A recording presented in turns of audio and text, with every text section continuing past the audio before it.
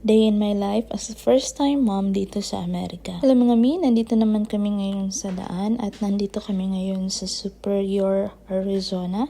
Ito yung first station na pinupuntahan namin or magbibili kami ng pagkain kasi wala nang mabilan sa daan. So before that, chinecheck ko muna si William kasi every time na mag-stop si husband, chinecheck ko sa baby sa likod. Ito pala ang tinatawag na Queen Creek Tunnel. 10 seconds lang ito na baybayin ng iyong sasakyan.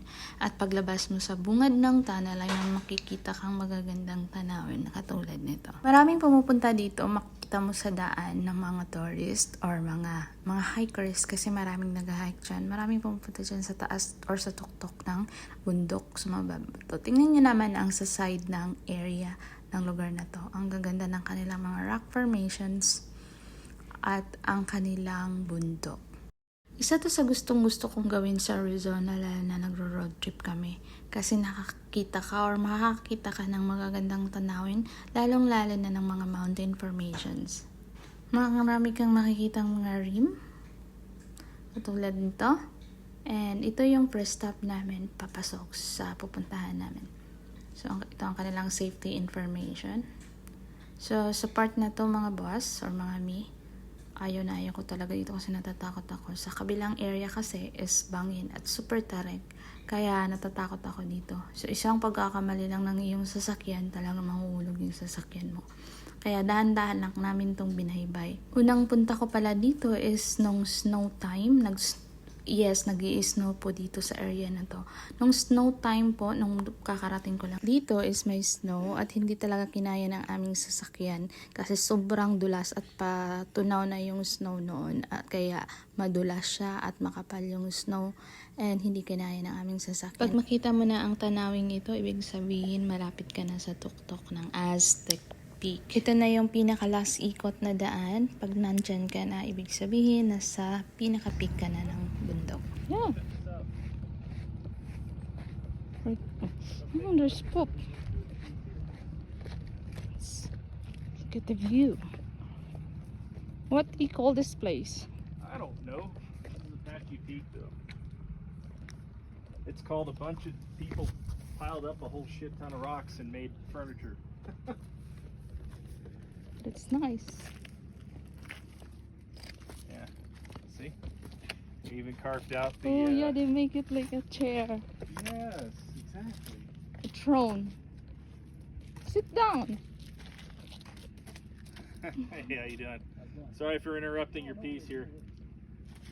Like a throne of a Yeah, king. exactly. I just wanted you to see it, and then we can go do our thing. Well, people have changed this around, but this used to be a nice little reflector fire pit.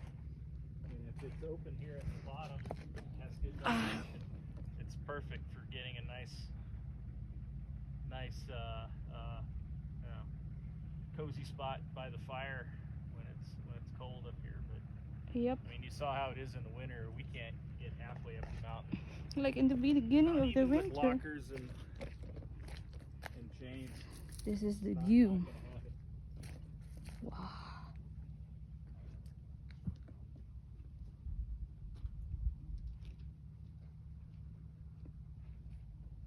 Hey, come over here.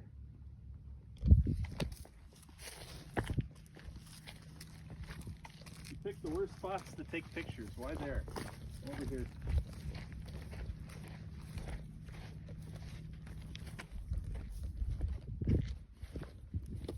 God, so scary. See you heaven if you fell on here. Nah. Why not? Oi, careful. Nikki, come here.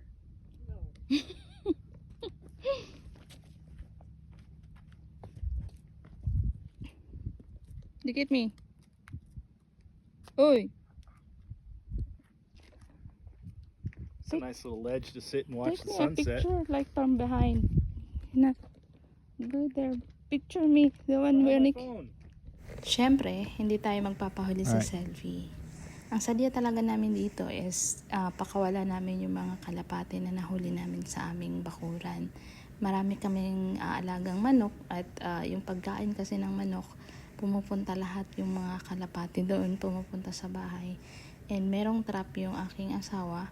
And inaano niya akin, iniipon niya hanggang sa dumami. Pag dumami ito, pinapakawalan namin sa mga matataas na lugar kagaya dito sa pinuntahan. Nilalagyan niya ito ng mark para naman malaman niya kung bumabalik yung kalapate. So we're here at the peak of the mountain. I don't know what mountain is this. Look at the view. So that's the view. There. May farm. Get the airplane. Airplane is like, where is that? Almost we can reach it. And I have here a tower. Landing in Phoenix. That is the lake.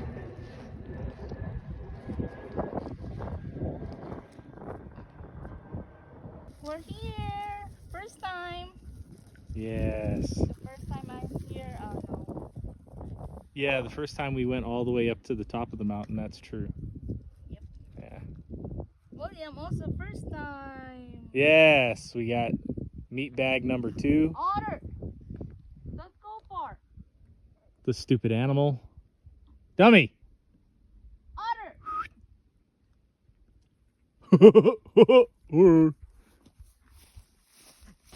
And the puta!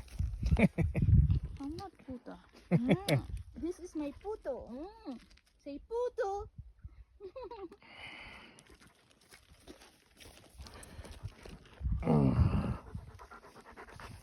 That's our baby. Oh, look, he's foaming at the mouth. Lo, yucky. Get away from Ayun, nung pauwi na nga kami, yung mga kalapati nandun sa taas ng tower. Habang binabaybay namin yung daan, nakakita kami ng deer ng malapitan. Ito yung first time ko makakita ng deer sa tanang buhay ko. Nang malapitan. At dating gawi, may punong natumba sa daanan.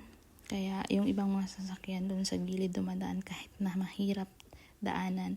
Kaya si Mister nag-extranghero na naman. Pinupul niya yung natumbang puno. Kaso super laki nitong puno na to. At halos hindi man lang niya mahawi yung puno sa sobrang bigat. Kaya naghanap siya ng paraan. Sa kabilang dulo naman yung kanyang tinray na hilain. Pero ganun pa rin. Hindi pa rin niya mahila dahil sa sobrang bigat nito. Kaya yung maliit na lang na puno sa gilid yung hinila niya patungo doon sa malaking puno para naman merong ibang way na daanan papunta doon sa bundok. So, kasi mahirap yung daanan sa kabila. So yan lagi niyang ginagawa pag may nakaharang sa daan. Ginagawa niya ng paraan. Perfect. Someone is gonna go through here. Looks clear now. Someone is gonna go through here. Good job. Palubog na nga yung araw nung pauwi kami. Ito yung napakaganda sa Arizona mga mi. Kasi yung sunset is red or orange. Red-orange yung kulay. Napakagandang tingnan. Sa kabilang banda naman is moon yung nagpakita sa amin. Thank you for watching.